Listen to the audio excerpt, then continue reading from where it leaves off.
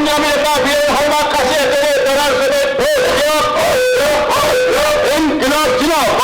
সৰকাৰ ভিতৰে সাধাৰণ মানব অধিকাৰ ৰক্ষাৰ স্বাৰ্থত বীৰেন্দ্ৰনাথ শৰ্মাক কাছে হয় যেহেতু দ্বিতীয় পৰ্যায়ৰ নিৰ্বাচন 7 তাৰিখে ভোট গ্ৰহণ হোৱা গতিকে এই সময়ছোৱাত দেখিবলৈ পোৱা গৈছে শাসক বিৰোধী উভয়ে যি নিৰ্বাচনী প্ৰচাৰ এই নিৰ্বাচনী প্ৰচাৰত অংশগ্ৰহণ কৰা দেখিবলৈ পোৱা গৈছে।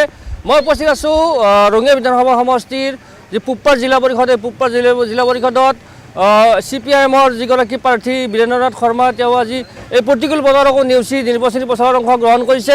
পুনৰবাৰ তেখেতৰ ওচৰলৈ গৈছোঁ। প্ৰতিকূল বতৰকো নেওচি আপোনালোকে নিৰ্বাচনী প্ৰচাৰত অংশগ্ৰহণ কৰিছে। নিৰ্বাচনী ইছ্যু কোনবিলাক ইছ্যু লৈ ৰাইজৰ ওচৰলৈ আপুনি যাব? চাওক, আমি আমাৰ নিৰ্বাচনী ইছ্যুৱে হৈছে জনসাধাৰণৰ যিবিলাক মৌলিক সমস্যা। আজি মূল্যবৃদ্ধিৰ প্ৰচণ্ড সমস্যা, দ্বিতীয়তে প্ৰদূষণৰ যি সমস্যা, এই সমস্যাবিলাকৰ লগতে চৰকাৰে বিভিন্ন ধৰণে আঁচনিবিলাক দিছে, কিন্তু আমি গাঁৱে গাঁৱে গৈ লক্ষ্য কৰিছোঁ যে বহু যোগ্য মানুহে আজিও অৰুণোদয় আঁচনি পোৱা নাই, ঘৰ পোৱা নাই, পায়খানা পোৱা নাই, আনকি এনেকুৱা ধৰণৰ বৃদ্ধ পেঞ্চন, এই বৃদ্ধ পেঞ্চনো বহুতে পোৱা নাই। দেখিবলৈ পোৱা গৈছে যে এখন গাঁৱৰে দুগৰাকী প্ৰাৰ্থীয়ে প্ৰতিদ্বন্দ্বিতা আগবঢ়াইছে, এগৰাকী শাসক পক্ষ বিজেপি দলৰ, আন এগৰাকী আপুনি বামপন্থী দলৰ। গতিকে এখন গাঁৱৰে মূল প্ৰতিদ্বন্দ্বী আপোনালোক দুজন হ'ব ভাবে নেকি? নিশ্চয়, তেওঁলোক যিহেতু শাসক দলৰ, কেন্দ্ৰ ৰাজ্য উভয়তে তেওঁলোকৰ চৰকাৰ, স্বাভাৱিকতে তেওঁলোকৰ এজন প্ৰতিদ্বন্দ্বী, শক্তিশালী প্ৰতিদ্বন্দ্বী বুলি মই ভাবোঁ।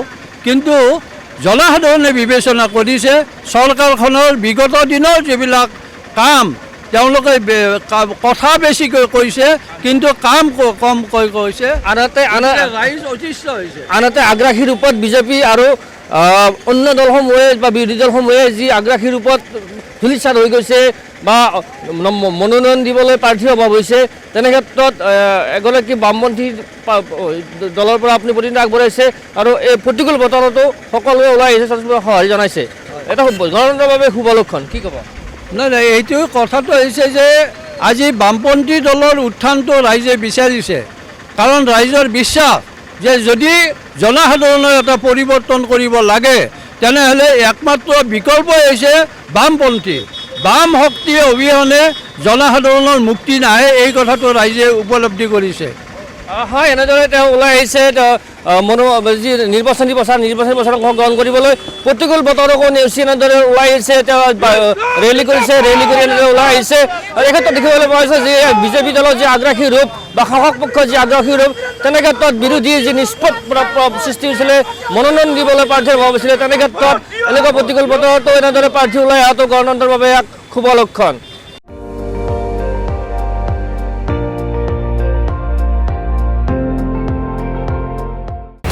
আপুনি চাই আছে ND24, সৰ্বশ্ৰেষ্ঠ নহয় সৰ্বোত্তমৰ দৌৰত।